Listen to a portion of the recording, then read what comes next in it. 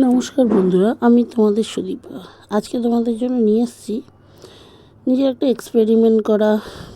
জানি না এটা কেউ আগে বানিয়েছো কি না, বলতে পারবো না, কিন্তু আমি প্রথমবার বানালাম ভাপা কাতলা, ভাপা ইলিশ, ভাপা চিংড়ি, আরও অনেক কিছুই বানিয়েছি, কিন্তু ভাপা কাতলা এই প্রথমবার বানাচ্ছি।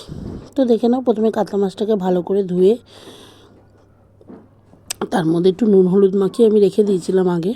তারপরে সেটার উপরে আমি একটু হলুদ দিলাম, আর গ্রেট করে রাখা পেঁয়াজ দিয়েছি, আদা রসুন বাটা দিয়েছি, আর দিয়েছি হচ্ছে তোমার টমেটো কুচি, তার মধ্যে একটু হলুদ, একটু লঙ্কার গুঁড়ো, একটু জিরের গুঁড়ো, পরিমাণ মতো নুন, আমি 1 চামচ নুন দিয়েছিলাম এর মধ্যে দিয়ে, আর বেশ কিছুটা সর্ষের তেল দিয়ে এটাকে আমি ভালো করে মেখে নিয়েছিলাম।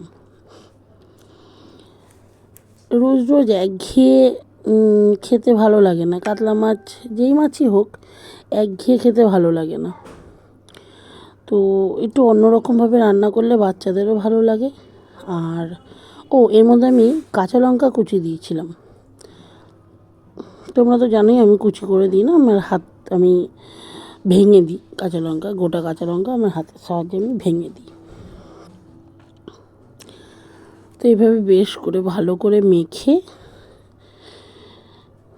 কড়াইটা আগেই গরম বসিয়ে দিয়েছিলাম, কড়াইয়ের মধ্যে সামান্য সর্ষের তেল দিয়ে এই মাখা মাছটাকে আমি তার মধ্যে ঢেলে দেবো। তোমাদের কি আমার ভিডিও ভালো লাগে না? যদি ভালো লাগে তাহলে তো একটা লাইক করতে পারো, সাবস্ক্রাইব করতে পারো, কমেন্টও তো করতে পারো, আমার দেখতে তো ভালো লাগে। তোমরা কমেন্ট করলে আমি অবশ্যই তোমাদের কমেন্টের রিপ্লাই দেব। আর তার থেকে বড় কথা, তোমাদের পরিবারটাকেও চিনতে পারবো যে কে কে আমাকে সাবস্ক্রাইব করেছো, কে কে আমার ভিডিও দেখো। এই দেখো কাঁচা লঙ্কা, আমার কাজ কি? আমার কাজ হচ্ছে কাঁচা লঙ্কাটা ভেঙে দেওয়া হাত দিয়ে। ওই দেখো ভেঙে দিয়ে দিয়েছি অলরেডি। এবার আমি এটাকে বেশ করে মাখবো।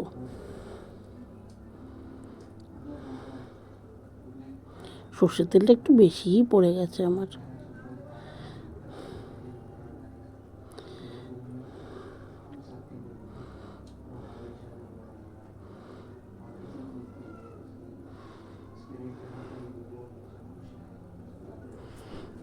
একটু বেশ করে মেখে সর্ষের তেল দিয়ে, বেশ ঝাঁঝটা বেশ ভালো হয় সর্ষের তেল দিয়ে মাখলে। আর ভাপা জিনিস সর্ষের তেল না দিয়ে ভালো লাগে না। এই দেখো আমি কড়াইয়ের মধ্যে ঢেলে দিয়েছি। এবার আলতো হাতে মাছগুলোকে নেড়ে দিতে হবে, নাহলে কিন্তু ভেঙে যেতে পারে। আমি অনেকটা মাছ তো, তাই জন্য আমি জাস্ট একটু জল দিয়ে নিলাম, কারণ হচ্ছে আমি যদি এমনি ওই শুকনো অবস্থায় নাড়তে যাই আমার মাছটা ভেঙে যেতে পারে।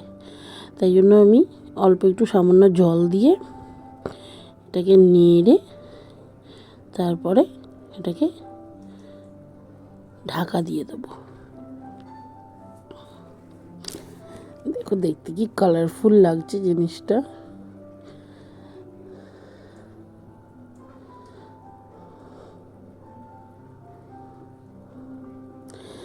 ঠিক 5 থেকে 7 মিনিট পরে এটাকে খুলে তার মধ্যে ধনেপাতা কুচি আর সামান্য